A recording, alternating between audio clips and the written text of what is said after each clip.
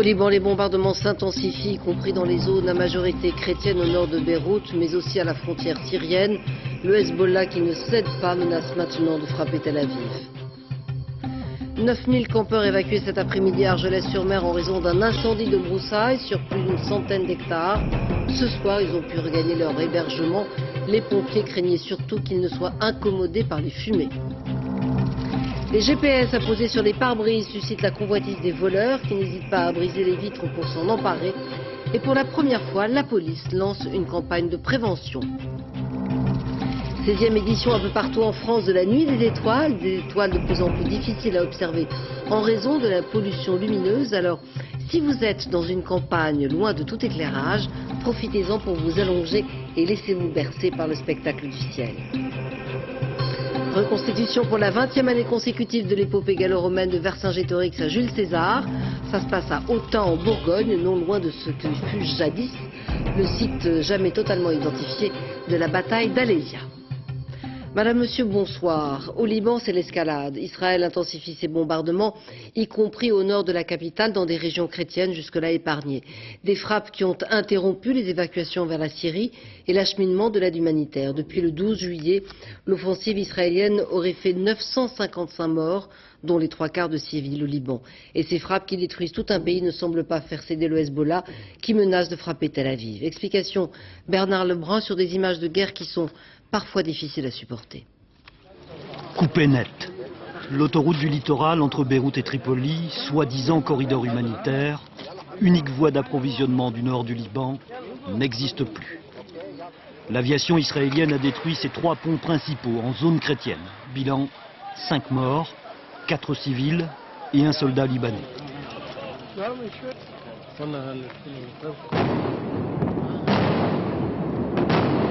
Beyrouth, le sud de la capitale et ses quartiers chiites, mais aussi son infrastructure, ont été durement touchés dès le lever du jour. 150 raids ont frappé le Liban, et plus particulièrement près de Baalbek, la plaine de la Beka, fief chiite du Hezbollah. Sur la frontière libano-syrienne, l'aviation israélienne a bombardé les postes de douane, dont celui de Kaha au nord-est. Mais ici, c'est une ferme qui a été touchée. Une trentaine d'ouvriers agricoles, des Kurdes syriens pour la plupart, sont morts sous les bombes. Pendant ce temps, au sud Liban, l'opération terrestre de l'armée israélienne s'est intensifiée. Plus de 10 000 soldats y participent, 3 ont été tués. Tsahal occuperait désormais une vingtaine de localités libanaises. Un seul objectif, atteindre le fleuve Litani.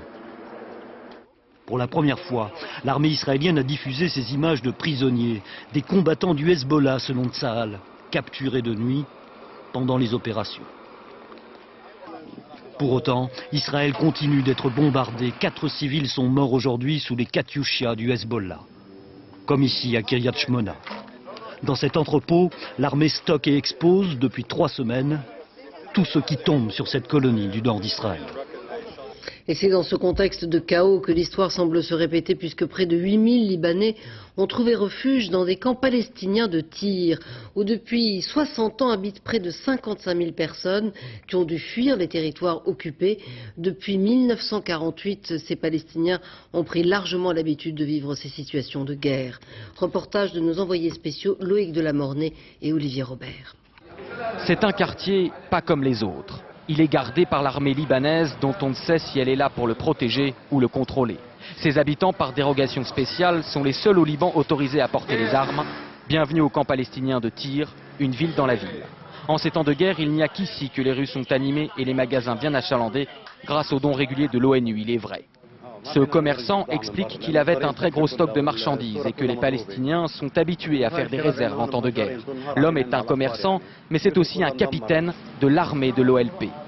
Le Fatah, le parti fondé par Yasser Arafat, et sa branche armée, l'OLP, régit tout dans le camp, y compris l'accueil des réfugiés libanais venus des régions bombardées. Les Palestiniens leur offrent le couvert et le gîte dans l'école du camp. On se sent en sécurité, rien ne manque ici. Les Palestiniens nous aident, ce sont nos frères, et puis finalement ce sont des réfugiés, comme nous maintenant. Pourtant, les relations entre les Palestiniens et les Libanais n'ont pas toujours été tendres. Depuis 1948, les Palestiniens ont constitué au Liban un État dans l'État, et la guerre civile en a fait des ennemis. Mais depuis quelques années, les Palestiniens sunnites et les chiites du sud Liban se sont rapprochés autour d'un ennemi commun, Israël. Nous ne voulons pas revivre ce que nous avons vécu par le passé. Si jamais Israël envahit le Liban sud, alors bien sûr nous ferons alliance avec la résistance du Hezbollah. Il existe 24 camps comme celui-ci au Liban, ce qui représente 400 000 Palestiniens. Jamais vraiment intégrés, jamais vraiment acceptés, ces réfugiés n'ont qu'un rêve depuis plus d'un demi-siècle, retourner un jour en Palestine. En France, 9000 campeurs ont été évacués à la mi-journée de 10 campings d'Argelès-sur-Mer dans les Pyrénées-Orientales à la suite du déclenchement d'un feu de broussailles qui a brûlé 150 hectares. Les pompiers ont ce soir autorisé la plupart des campeurs à regagner leurs tentes. Il faut dire qu'à Argelès-sur-Mer, c'est particulièrement peuplé l'été, pas moins de 56 campings présents sur la commune. Jérôme Soulard, Christelle Marty et Guillaume Faudra. Drôle de vacances à Argelès. Un incendie s'est déclaré. Vers 14 h sur la nationale 114, énorme embouteillage. Par mesure de précaution, on a évacué des campings. Environ 9000 touristes se retrouvent sur les routes pour échapper aux flammes d'un feu qui progresse. Ma fille m'a téléphoné, m'a dit maman, il y a le feu au camping, il faut que tu viennes. Donc on a pris le train aussitôt et puis nous voilà. Quand j'ai entendu le message de la patronne du camping, j'ai dit il faut que j'y aille, mon mari il avait déjà chargé pas mal de trucs. Il m'a dit ça y est, on monte dans la voiture et on s'en va. Les conditions sont mauvaises, le vent est fort et le feu avance vite. Toute l'après-midi, 200 sapeurs-pompiers vont se battre contre les flammes. On a aujourd'hui une tramontane forte avec des rafales à plus de 100 et on est dans une zone très touristique. Donc on a un feu qui a progressé très vite, qui a menacé plusieurs campings. Donc actuellement, 5 campings sont évacués, entre 6 et 8 000 personnes concernées. Une quinzaine de campings étaient situés à l'avant. Ce sont des évacuations à titre préventif. Parti d'un simple feu de broussailles, ce soir, l'incendie d'Argelès semble maîtrisé. Les sapeurs-pompiers de la commune devraient passer la nuit sur le terrain pour surveiller les éventuelles reprises de feu. Quant aux touristes, ils devraient rapidement rejoindre leur emplacement de camping dans la soirée. Les vacances peuvent continuer. En France, dans le Vaucluse, disparition mystérieuse d'une jeune femme de 49 ans. Elle était partie faire un tour à bicyclette samedi dernier, sans papier d'identité, sans téléphone portable et sans argent. Depuis, elle reste introuvable. Enquête Yannick Aroussi et Christophe Larocca. Parents, amis, voisins, tout le monde s'active, participe aux recherches. C'est là où les gars du pont aujourd'hui m'ont dit qu'il a eu aperçu. Pas samedi, on va pas faire. On se raccroche à chaque bribe d'information, car depuis 6 jours, personne n'a vu Marie-Claude Mounier, 49 ans, partie faire une promenade à bicyclette. Elle est partie samedi à 14h30 avec un sac à dos et une bouteille d'eau. Ni papier, ni carte bleue, ni téléphone portable. Marie-Claude avait l'habitude de faire de longues promenades à vélo. Depuis dimanche, gendarmes à pied, maîtres chiens, appuyés par un hélicoptère, mènent les recherches. Avec les recherches qui ont été menées depuis dès le signalement de la disparition, effectivement, si on avait eu un vélo ou un corps à proximité des chemins, il aurait été retrouvé. Pour les proches de Marie-Claude, pas question de baisser les bras. Tant que j'ai pas trouvé ma soeur, moi je cherche. Vivante ou décédée, évidemment, je n'arrêterai pas. Accident, acte criminel, fugue, 6 jours après la disparition, toutes les hypothèses restent envisageables. Après le naufrage d'un chalutier dans la Manche, jeudi, 2 marins sont toujours portés disparus. Des plongeurs de la Marine nationale qui ont examiné l'épave par 40 mètres de fond n'ont pas retrouvé leur corps. Cet après-midi à Cherbourg, les familles des victimes et 2 des marins rescapés ont pu visionner les images sous-marines du chalutier. Témoignages recueillis par Zindine Boudaouz et Zined Berkous. Les familles des marins disparus, les rescapés de l'équipage de la déesse des flots, soudés par un même chagrin. Cet après-midi, ils ont pu voir les images du chalutier gisant au fond de l'eau. Rudy Revers, l'un des 2 survivants, a revécu le drame. Il y avait un peu de mer quand même. Et puis, il y avait un paquet de mer. Le bateau a commencé à se remplir par le cul. J'ai voulu m'agripper sur le bord de la lisse, on était injecté à l'eau, tout le monde était à l'eau et tout. J'ai nagé et puis j'en pouvais plus. Le mauvais se tirait et puis mon pantalon se tirait. C'est vachement lourd, après on nageait dans l'eau, à force j'étais épuisé, j'en pouvais plus. 20 minutes plus tard, le jeune marin est sauvé des eaux par ce chalutier qui se trouvait dans la même zone de pêche. Les marins de l'Enzo se souviendront longtemps de cette nuit tragique. J'ai allumé le projecteur parce que j'ai entendu un gars qui criait dans l'eau. Et on l'a rattrapé. Et voilà quoi. Après on est revenu ici reporter le gars. Les plongeurs de la Marine nationale ont localisé hier soir le chalutier qui gît par 40 mètres de fond. La déesse des flots ne porte aucune trace de collision. Les enquêteurs pensent tenir l'explication du naufrage. La mer était mauvaise, le bateau pas très grand, et il était en action de pêche et remontait sa drague, donc qui faisait un poids supplémentaire sur l'arrière du bateau. Une vague a submergé le pont, le bateau a commencé à s'enfoncer, une deuxième vague l'a retourné. Depuis le début de l'année, de la baie du Mont-Saint-Michel à la frontière franco-belge, 12 marins ont péri et 9 sont portés disparus. L'entreprise du trafic des trains entre Nîmes et Montpellier, les deux voies endommagées par le déraillement d'un TER jeudi sont maintenant remises en service, mais la circulation se fait à vitesse réduite sur ce tronçon. Pour la SNCF, les dommages se chiffrent en millions d'euros en comptant les coûts de réparation et aussi les pertes d'exploitation. Elle a porté plainte contre le propriétaire des ânes à l'origine de cet accident. Alors qui va payer? Réponse avec Léo Lamberton et Pascal Ponce. En milieu d'après-midi, la circulation des trains est redevenue normale. Mais à Vestric, dans le Gard, les travaux vont durer encore plusieurs jours. C'est ici, hier matin, qu'un TER a déraillé, après avoir heurté et tué 2 ânes errant sur la voie. Aucun passager n'a été blessé, mais le trafic entre Nîmes et Montpellier a été interrompu toute la journée. Il y avait 2 ânes qui ont été percutés et qui se sont encastrés sous la motrice en faisant sauter les attaches du gros réservoir métallique de l'air comprimé du frein qui est tombé sur la voie et qui, en arrivant sur cet aiguillage ici, a fait sauter la motrice. 400 mètres de rail et un aiguillage à changer. Une locomotive à réparer, des milliers de voyageurs à indemniser. Les dégâts sont considérables et pourraient dépasser les 10 millions d'euros. La SNCF a porté plainte contre le propriétaire des 2 ânes, qui lui a porté plainte contre X, car il affirme que l'enclos protégeant les animaux a été ouvert par malveillance. Et même s'il est assuré, il est difficile de savoir qui va payer. Actuellement, les responsabilités ne sont pas clairement établies. Donc une enquête est diligentée, au fin de déterminer exactement dans quelles circonstances ces ânes se sont retrouvés errants sur la voie ferrée hier matin. L'enquête ne fait que commencer, mais si aucun responsable n'est trouvé, la SNCF en sera de sa poche, d'autant qu'elle n'est pas assurée pour ce genre de préjudice. Et dans ce type d'affaires, c'est souvent comme ça que cela se termine. Et sur les routes, la circulation a été relativement dense dans le sens des départs, notamment en région Rhône-Alpes, autour de Lyon. Vous voyez sur ces images. C'est demain que la journée sera la plus chargée dans le quart sud-est. La sécurité routière recommande donc de partir plutôt dimanche. Et puis elle indique aussi une bonne nouvelle. Cette année, le nombre d'accidents mortels a baissé de 25%, ce qui représente 153 vies sauvées. En voiture, on a pris l'habitude de s'en remettre à eux pour retrouver notre chemin et ils ont de plus en plus de succès. Ce sont les GPS fixés sur un socle ou ventousés sur le pare-brise. Ils sont aussi de plus en plus volés. Alors la police lance une campagne de prévention. Anouk Burel et Guillaume Michel. C'est une opération de police un peu particulière. Elle a pour titre « Ne tentez pas les voleurs ».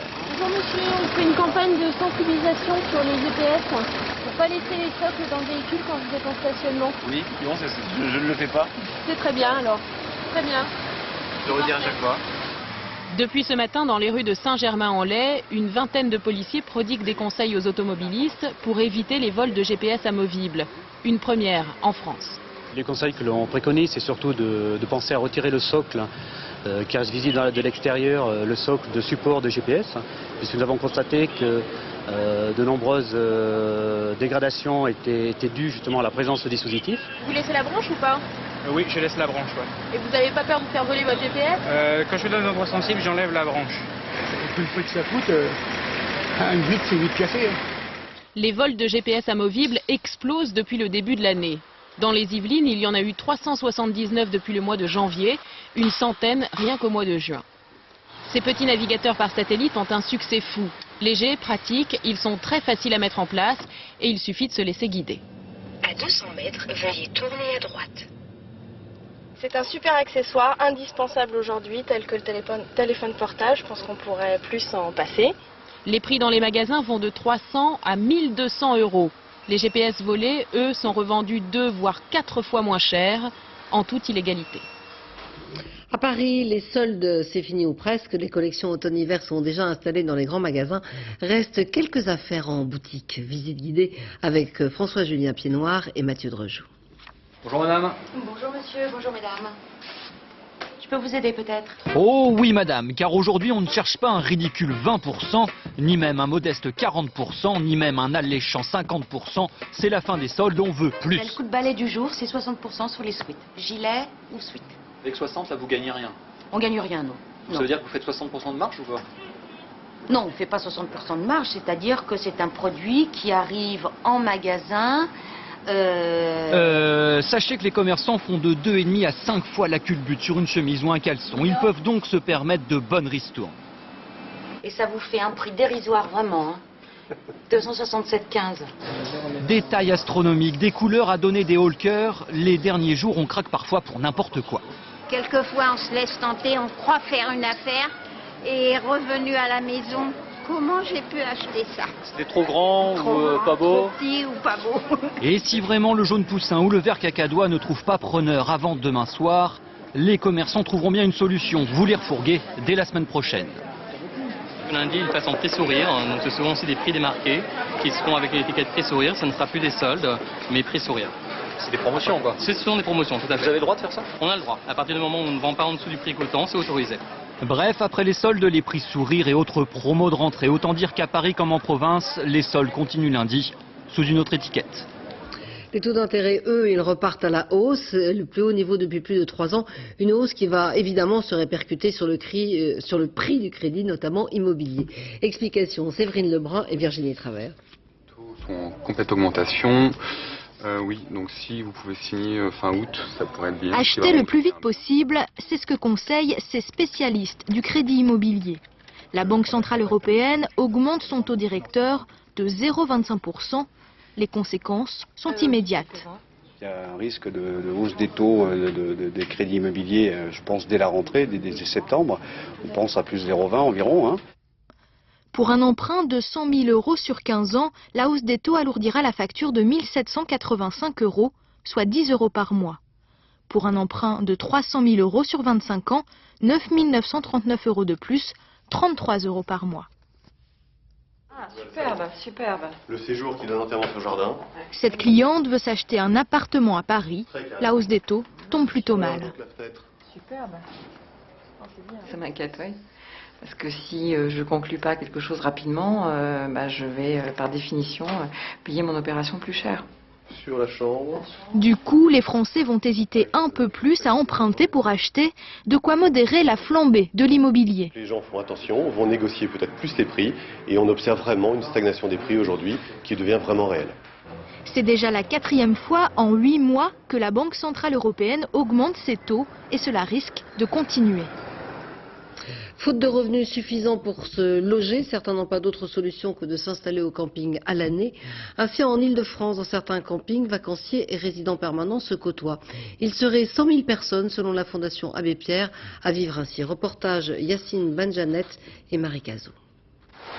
Un ruisseau à 2 pas des caravanes. À 40 km de Paris, c'est un camping d'habitués. La plupart y reviennent chaque été. Coucou! C'est le temps des retrouvailles. Ici, il a fait chaud. Il a fait chaud. Ah ouais, horrible. Ouais. Horrible. Mais Pierrette Compin n'est pas en vacances. 3 ans qu'elle habite ici. Pas un choix, une obligation. Elle n'a rien trouvé d'autre. C'était du provisoire pour ici, mais du provisoire qui dure assez longtemps, puisque j'ai renouvelé à plusieurs fois mes demandes de logement. Et aujourd'hui, vous voyez, je suis toujours là. Avec un salaire d'aide ménagère à mi-temps, c'est tout ce qu'elle peut s'offrir. Elle paye 190 € par mois pour parquer sa caravane. Comme Pierrette, ils sont une quarantaine à vivre ici. Certains sont chômeurs, d'autres travaillent, comme ce couple de fonctionnaires. L'an dernier, surendettés, ils quittent leur maison et leur confort pour ce mobil-home de 20 mètres carrés. Venir comme font les voisins d'à côté, l'été ils viennent tous les soirs parce que bon, il fait beau, il y a les petits oiseaux, mais ils vivent toute l'année, l'hiver, j'ai pas l'eau, il faut remplir des jerrycans. Des gens qui arrivent ici n'ont plus rien, ils sont tout en bas, c'est en bout de course. Donc c'est ça ou la rue, et je les recueille, malgré que c'est totalement illégal. Car la loi interdit le camping comme résidence principale. Mais ici comme ailleurs, on ferme les yeux la commune n'a rien de mieux à proposer. La mairie est impuissante, vu le nombre de logements que nous avons. Nous avons environ 200 logements HLM, et ces 200 logements HLM sont tous pris. Pénurie de logements sociaux, hausse de la précarité. En France, on estime à 100 000 le nombre de ces campeurs permanents. Nouvel épisode dans la dispute qui oppose la mairie de Marseille à celle de Fos-sur-Mer. Le maire socialiste de Fos qui se bat bec et ongle contre l'installation des incinérateurs pour les ordures ménagères de Marseille. Et voilà que tout ce que les études sanitaires n'avaient pas pu faire, une toute petite plante protégée va y parvenir, suspendre les travaux. En effet, le lys maritime qu'on vient de trouver sur le site est une espèce très rare. Explication Yvan Martinet et Christophe Larocca. Bien plus qu'une fleur, un rempart. Le lys maritime, une espèce protégée, prospère sur les terres du futur incinérateur de Fos-sur-Mer. Cette plante, c'est un Pancratium maritimum. C'est la période de floraison. On n'a pas le droit de la transplanter, de la détruire, de la mutiler. Conséquence de cette découverte, la justice ordonne la suspension des travaux pour 2 mois. Le temps d'établir un nouveau rapport sur les espèces présentes à travers ce site.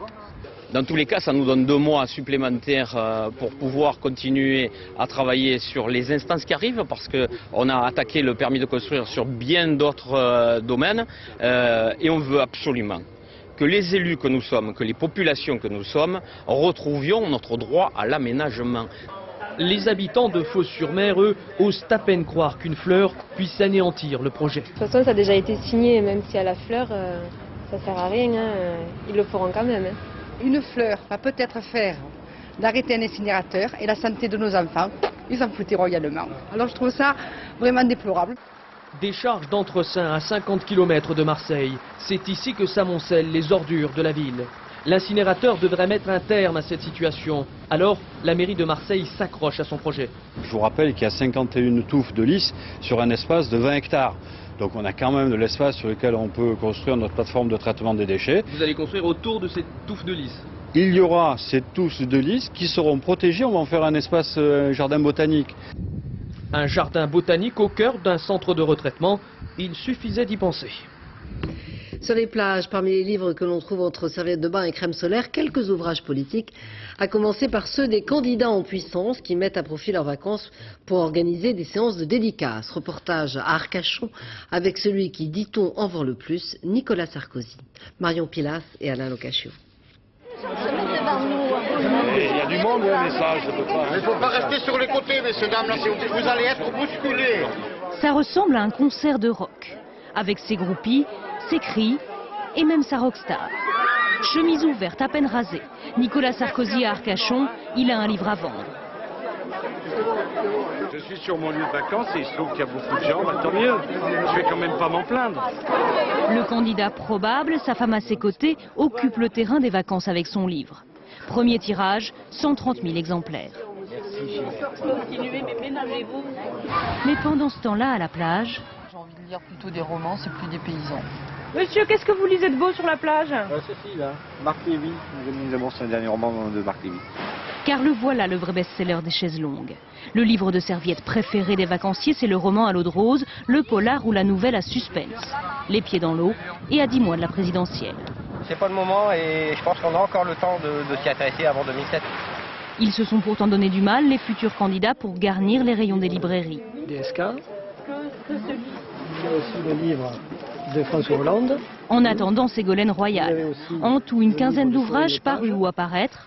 Car quand on est homme ou femme politique, on n'est jamais tout à fait en vacances.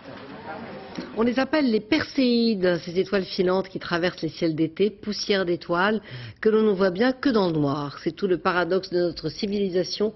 Trop de lumière nous empêche désormais souvent de contempler les étoiles. Nathalie Jourdan et Nils Brunelli. Allongé, mais pas encore couché.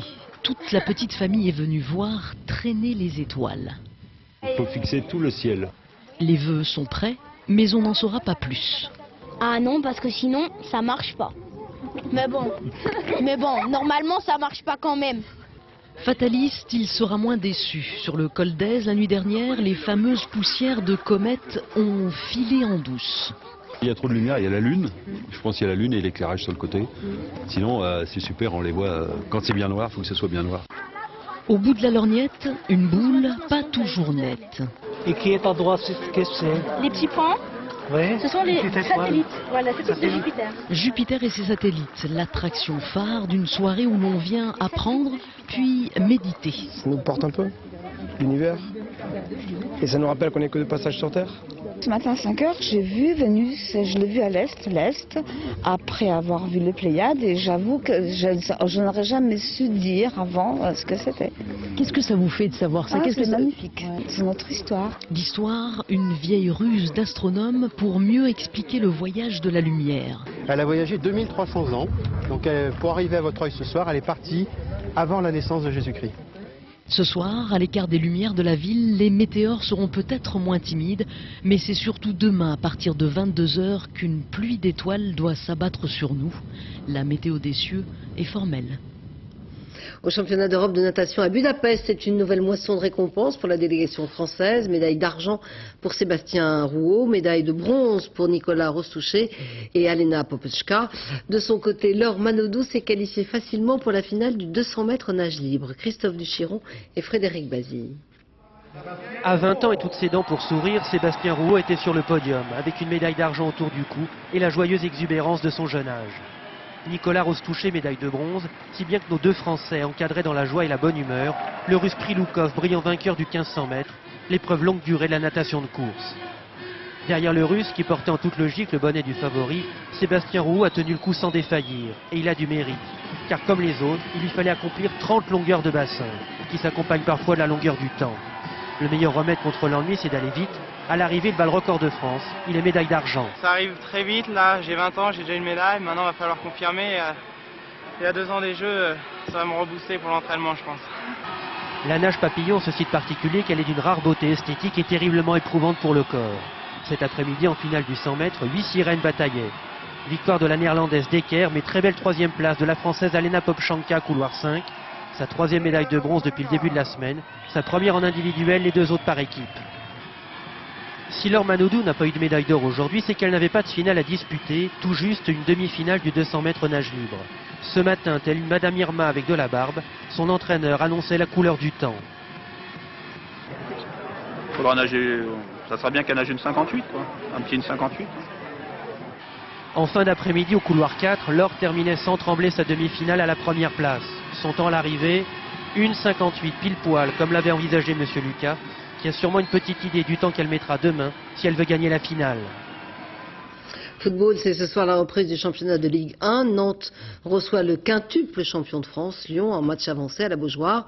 L'OL est une nouvelle fois favori à sa propre succession, mais ses adversaires se sont renforcés sur le marché des transferts. Tour d'horizon des forces en présence, Aaron Tanzit et Fabien Lévesque. C'est reparti pour un tour. Un mois après la fin du mondial, le championnat de Ligue 1 et ses stars reviennent sur le devant de la scène. Une super production, orchestrée par l'ogre lyonnais, déjà vainqueur du trophée des champions, malgré un recrutement jusqu'à présent timide. Skilacci, Toulalan et Kallström sont arrivés, mais pas le grand attaquant espéré. Qu'importe, Lyon a encore les crocs. Lyon aujourd'hui, c'est un grand club qui l'a faim. Il a faim de titres, il a faim de tout gagner. Pour stopper enfin la machine à gagner, Marseille a un plan. Franck Ribéry, problème, sera-t-il encore à l'OM quand Djibril Cissé aura rangé ses béquilles? À Paris, le nouveau gardien s'appelle Michael Landreau. Du côté de Bordeaux, Yoann Mikou est de retour. Avec Lille et pourquoi pas Monaco, il se verrait bien faire douter les Lyonnais. C'est une grande équipe, ils l'ont montré à la fois en France et à la fois en Europe depuis plusieurs saisons. Mais après, quand on rentre sur le terrain, il faut plus avoir peur de personne. La maladresse, l'arme fatale du footballeur hexagonal. Dans un championnat où bétonner sa défense est devenu la règle première, l'an dernier, sur 380 matchs de Ligue 1, 140 se sont soldés par des 0-0 ou des 1-0. Alors pour cette année, les organisateurs ont décidé de réagir en créant le challenge de l'offensive, qui à coût de millions d'euros récompensera les équipes les plus prolifiques en but. Un championnat au pays des vice-champions du monde mériterait d'avoir de l'allure. Barthez, parti de l'OM pour nulle part, n'y participera peut-être pas, pour faire rêver le supporter français. Espérons qu'il y ait d'autres étoiles. Et ce soir, justement, l'attaquant marseillais Franck Ribéry a annoncé qu'il souhaitait quitter l'Olympique de Marseille. Et on parle, entre autres, d'un transfert possible vers Arsenal ou vers Lyon. Sorti en avant-première du film World Trade Center de Oliver Stone avec Nicolas Cage dans le rôle principal, le film raconte l'histoire vraie de 2 policiers piégés dans les tours lors des attentats du 11 septembre. Compte rendu, Martine Laroche-Joubert et Pascal Geoffriot. Le World Trade Center aujourd'hui, le vide à la place des tours jumelles. En 2011, une autre tour, la plus haute du monde, doit les remplacer, mais elle n'effacera pas leur mémoire. Presque 5 ans après la tragédie, le premier grand film hollywoodien sort sur les écrans américains, un drame basé sur une histoire vraie, celle de 2 flics new-yorkais en service ce jour-là. Pour la première à New York de ce film d'Oliver Stone, moins d'invités prestigieux que d'habitude sur le tapis rouge, mais les sauveteurs du 11 septembre et leurs familles. L'histoire est vécue à l'intérieur d'une patrouille de volontaires de la police en charge des secours. Les vrais héros sont là. J'ai vérifié que les détails étaient vrais avec toute l'équipe. Ça nous a aidés parce que nous avons besoin de nous détacher de ce qui s'est passé ce jour-là. C'était trop dur. Will Remeno était l'un des 2 flics enfuis sous les décombres et retrouvé par miracle plus de 12 heures après.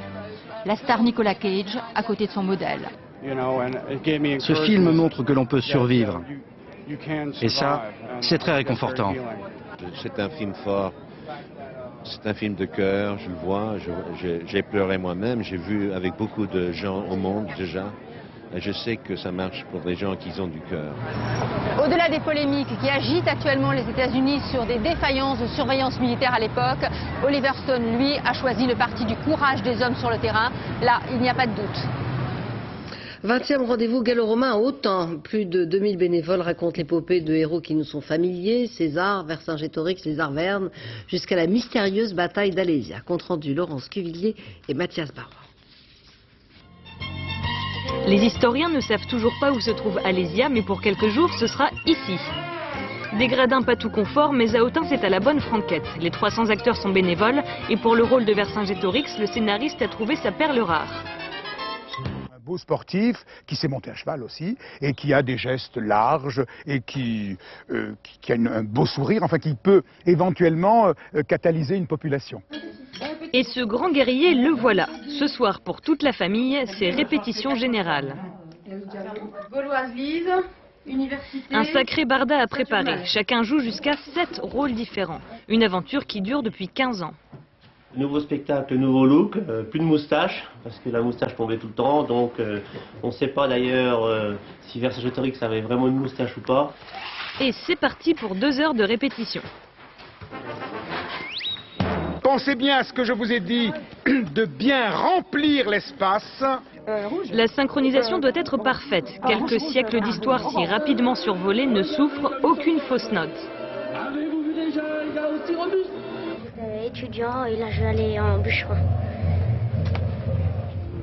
Jean-Luc est imprimeur, mais depuis le temps qu'il porte les braies, c'est pour lui comme un second métier saisonnier.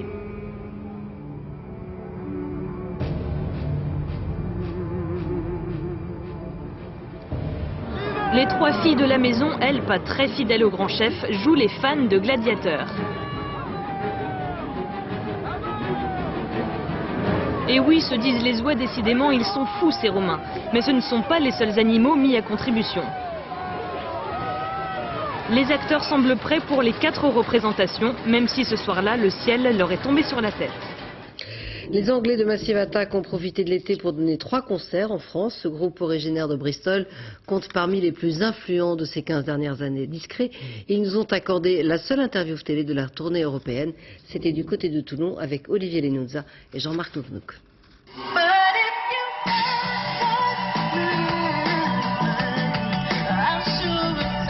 Ils sortent rarement de l'ombre. Massive Attack. Leurs visages sont inconnus, certes, mais leur musique est devenue la bande-son de toute une génération.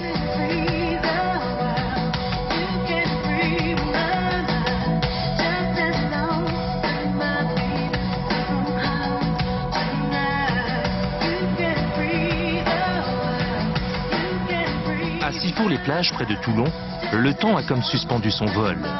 Les rois de la musique planante donnent au festival Les Voix du Gaou l'un de leurs 3 concerts de l'été en France. Un air de vacances électro attendu de longue date. Ça fait longtemps que je veux les voir et ça y est, enfin, c'est nous. C'est un petit peu assez inespéré parce que ils sont pas trop représentés ces derniers temps. C'est le cœur qui bat très fort. Donc là, j'attends, là, je n'en peux plus.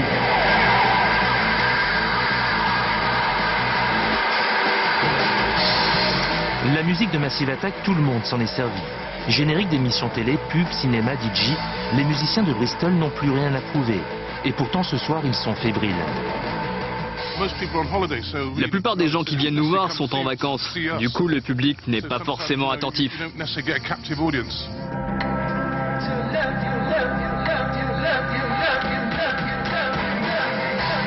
15 ans d'existence, 4 albums et un nouveau disque prévu début 2007. Si ça devenait facile, ce serait ennuyeux et il vaudrait mieux arrêter. C'est toujours difficile. Depuis le début, en tant que musicien, on a eu la volonté d'imaginer notre propre univers avec différentes couleurs. Plein de choses de l'extérieur que l'on a voulu rassembler.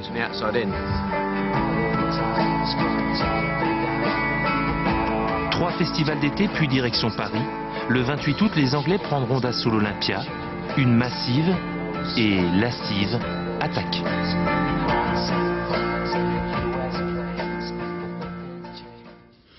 C'est la fin de ce journal, merci de l'avoir suivi. Tout de suite la météo de Patrice Drevet, suivi du point route Julien Pascal. Excellente fin de soirée sur France 2 et je vous retrouve demain à 13h. Bonsoir.